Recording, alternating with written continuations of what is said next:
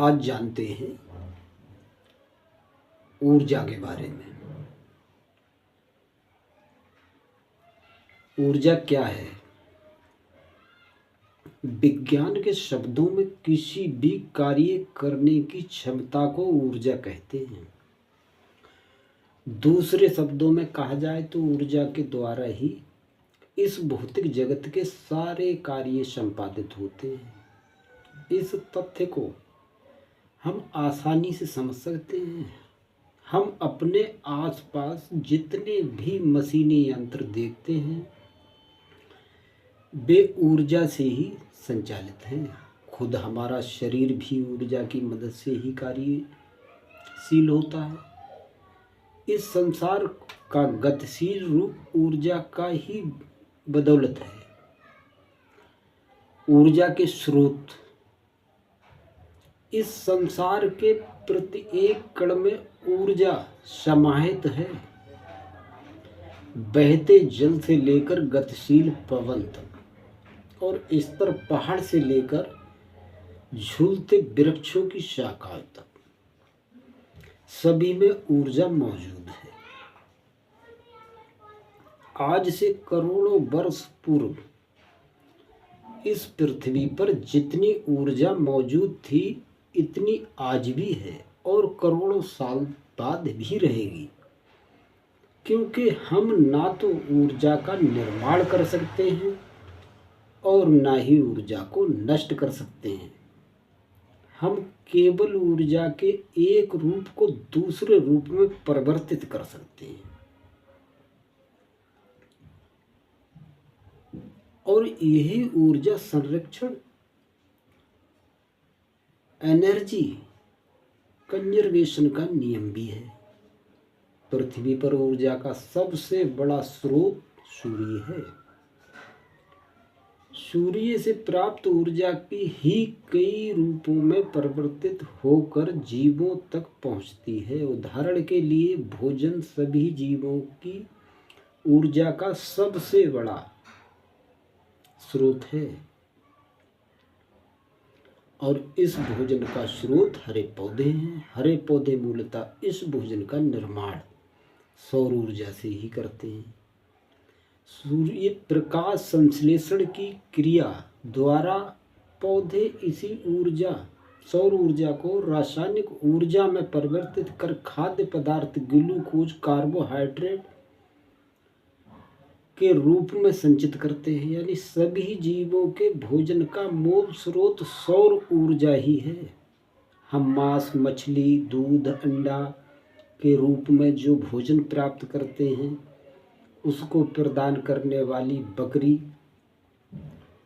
मुर्गी, गाय, भैंस आदि का भोजन भी पौधों से ही प्राप्त होता है और यही पौधे सौर ऊर्जा को संश्लेषित करते हैं। इस संसार के सभी स्तर एवं गतिशील पिंडों में ऊर्जा पाई जाती है। एक स्तर पिंड में स्थितिज ऊर्जा होती है जबकि गतिशील पिंड में गतिज ऊर्जा होती है। स्थितिज ऊर्जा के कारण ही गति किसी स्तर पिंड में भार एवं जड़त्व होता है और ऊर्जा गतिज ऊर्जा के कारण ही किसी गतिशील पिंड में संवेग एवं भेदन क्षमता होती है। ऊर्जा के रूप में प्राकृतिक में ऊर्जा अपने प्राकृतिक रूप में ही पाई जाती है जो पदार्थ के प्रत्येक परमाणु में समाहित होती है। ऊर्जा के इस प्राकृतिक रूप को हम विज्ञान की मदद से अन्य रूपों में परिवर्तित कर सकते हैं जिसे कृत्रिम रूप कहा जाता है। यानी वर्तमान समय में ऊर्जा के दो मुख्य रूप माने जाते हैं। जैसे नंबर 1 प्राकृतिक ऊर्जा, जैसे सौर ऊर्जा, पवन ऊर्जा, जल ऊर्जा, लहर ऊर्जा, भूकंपीय ऊर्जा इत्यादि। दूसरे में कृत्रिम ऊर्जा, जैसे विद्युत ऊर्जा, ताप ऊर्जा, दहन ऊर्जा, रासायनिक ऊर्जा, यांत्रिक ऊर्जा इत्यादि। यद्यपि ऊर्जा का निर्माण एवं ध्वंस असंभव है, तथापि ऊर्जा के एक रूप को दूसरे रूप में बदला जा सकता है। ऊर्जा का रूपांतरण काफ़ी जटिल और खर्चीला होता है। हम किसी खास काम के लिए ऊर्जा के सारे रूपों का प्रयोग नहीं कर सकते, बल्कि ऊर्जा का एक विशिष्ट रूप ही यहाँ प्रयोग में लाया जा सकता है। जैसे एक बल्ब को जलाने के लिए हम प्रत्यक्षता पवन ऊर्जा या जल ऊर्जा का प्रयोग नहीं कर सकते, बल्कि उसे विद्युत ऊर्जा में बदलकर ही उसका उपयोग कर सकते हैं। इसीलिए ऊर्जा की अपरिमित मात्रा मौजूद होने के बावजूद हम बार बार ऊर्जा संरक्षण एनर्जी सेविंग्स की बात करते हैं, क्योंकि हमारे प्रत्यक्ष प्रयोग में आने वाली ऊर्जा का रूप बहुत सीमित मात्रा में ही उपलब्ध है। ऊर्जा के परंपरागत एवं गैर परंपरागत स्रोत। स्थूल रूप में ऊर्जा दो स्रोतों में होती है। नंबर 1, परंपरागत स्रोत। ऊर्जा के ऐसे स्रोत हैं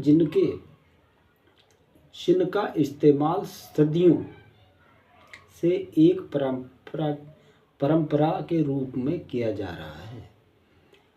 इनके प्रयोग से इनके स्रोतों का क्षरण होता है और यह स्रोत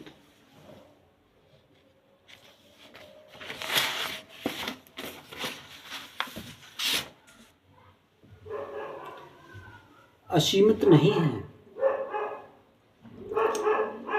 यही कारण इन्हीं अनवकारणीय स्रोत भी कहा जाता है, क्योंकि इन्हें एक बार से ज़्यादा प्रयोग में नहीं लाया जा सकता। नंबर 2, गैर परंपरागत स्रोत। यह ऐसे ऊर्जा स्रोत हैं जो बढ़ती ऊर्जा जरूरतों के तहत विकसित किए गए हैं। इनका भंडारण अक्षय है और ये सभी कभी समाप्त नहीं होने वाले हैं। इनकी सबसे बड़ी विशेषता ये है कि इन्हें बार बार प्रयोग में लाया जा सकता है, अतः इन्हें नवीनीकरण स्रोत भी कहा जा सकता है। उदाहरण सौर ऊर्जा, पवन ऊर्जा, जल ऊर्जा, महासागरीय ऊर्जा, भूतापीय ऊर्जा इत्यादि। वैकल्पिक ऊर्जा स्रोत। परंपरागत ऊर्जा स्रोतों की जगह किसी अन्य ऊर्जा स्रोत को वैकल्पिक ऊर्जा स्रोत कहा जा सकता है। उदाहरण के लिए खाना बनाने हेतु आदि परंपरागत लकड़ी, कोयला या पेट्रोलियम की जगह सौर ऊर्जा का प्रयोग किया जाए तो ये वैकल्पिक ऊर्जा स्रोत कहलाएगा। परंपरागत ऊर्जा स्रोतों को जीवाश्म ईंधन भी कहा जाता है, क्योंकि कोयला, पेट्रोलियम एवं प्राकृतिक गैस जैसे ऊर्जा स्रोतों का निर्माण जीवाश्मों से ही होता है। भारत में ऊर्जा के परंपरागत एवं गैर परंपरागत स्रोतों की वर्तमान स्थिति। कोयला परंपरागत ऊर्जा का सबसे बड़ा स्रोत है, जिसका प्रयोग घरों में खाना पकाने से लेकर बड़े बड़े कारखानों तक उत्पादन हेतु होता है। कोयले से कई ताप विद्युत परियोजनाएं, थर्मल पावर प्रोजेक्ट संचालित होते हैं। देश की व्यावसायिक ऊर्जा की खपत में इसका योगदान 67% है। ये इस्पात और कार्बो रासायनिक उद्योगों में काम आने वाला आवश्यक पदार्थ है। पेट्रोलियम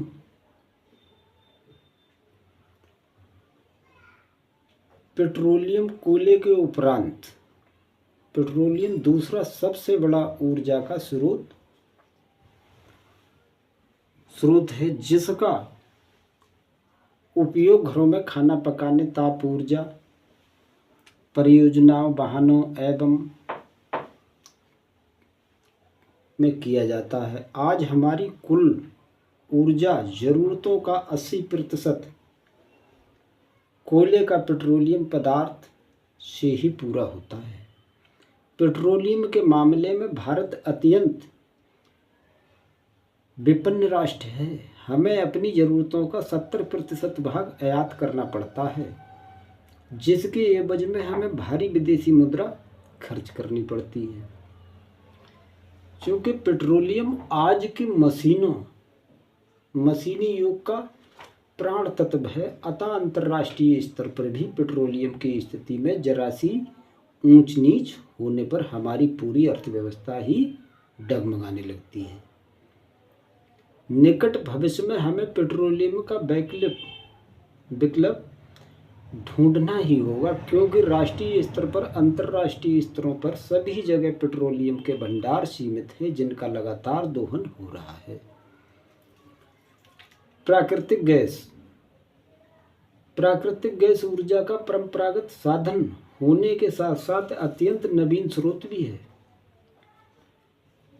पिछले कुछ वर्षों में इसका उपयोग बढ़ा है। इसका उपयोग मुख्यतः बड़े फल पकाने एवं उद्योग केंद्रों में ही हो रहा है तथा इससे कुछ वाहन भी चलाए जा रहे हैं।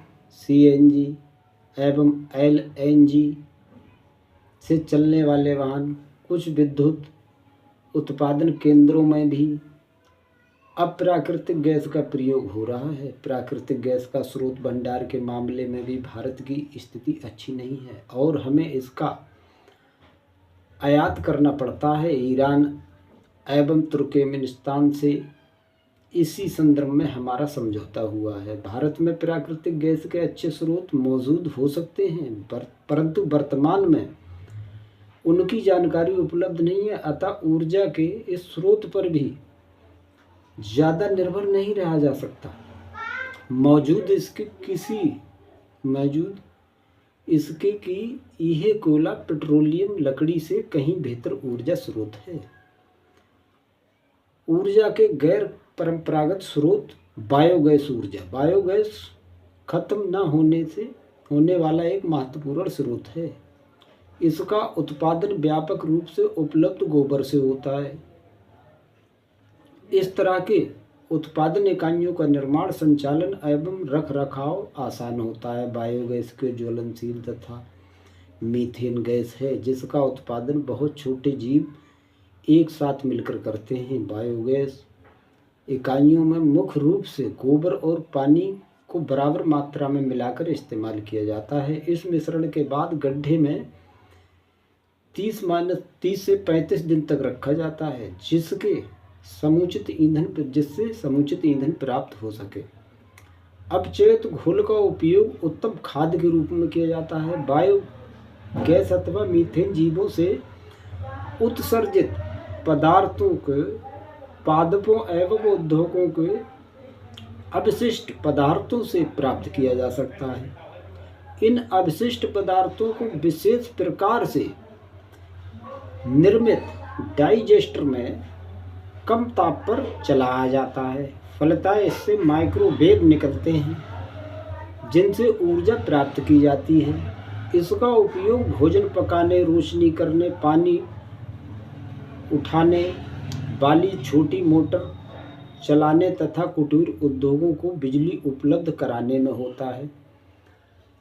अभी तक देश में 16,40,000 से अधिक बायोगैस इकाइयाँ स्थापित की गई हैं, जो कुल क्षमता का 13% है। देश में कुल पारिवारिक किस्म के लगभग 4 करोड़ बायोगैस संयंत्र स्थापित किए जाने की क्षमता है। पत्तों, फसलों के अपशिष्ट, कूड़ा करकट, खरपतवार आदि का उपयोग करने वाले नए साधारण डिजाइनों से संभावित विकास के बाद ये क्षमता और बढ़ जाएगी। बायोगैस अनुसंधान और विकास कार्यक्रम का उद्देश्य गोबर और कार्बनिक अपशिष्टों द्वारा बायोगैस उत्पादन बढ़ाने में 5% से 8% तक गैस उत्पादन दर को दोगुना करने की उर्वरक गुणवत्ता को बढ़ावा देना है। भारत में घरेलू उपयोग में बायोगैस का प्रोत्साहन देने के लिए 1981-82 में राष्ट्रीय बायोगैस विकास परियोजना शुरू की गई थी, जिसका मुख्य लक्ष्य गांवों में स्वच्छ एवं सस्ते ऊर्जा के स्रोत उपलब्ध कराना था।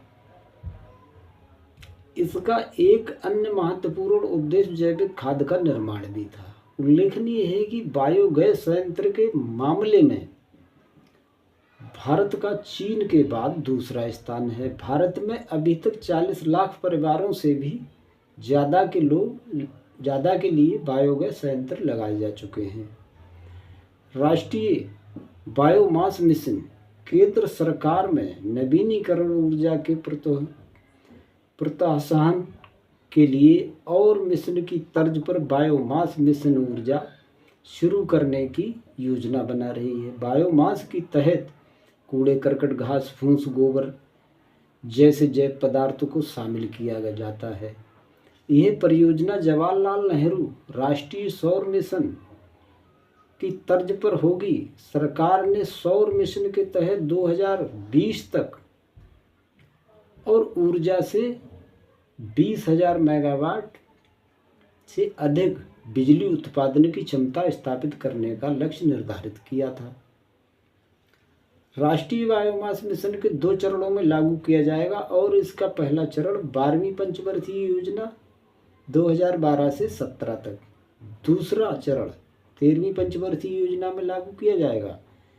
इथेनॉल गैस बायोमास उत्पादन से लगभग लाभ उठाने के लिए देश में काम किया जा रहा है। इससे पेट्रोलियम उत्पादन पर होने वाले खर्च में कमी आएगी। सौर ऊर्जा का प्रत्यक्ष एवं सबसे विशाल स्रोत है। सूर्य सौर ऊर्जा का सबसे विशाल स्रोत है। यह पृथ्वी पर वायु प्रवाह जल चक्र के निरंतर बनाए रखने के लिए आवश्यक शक्ति प्रदान करता है।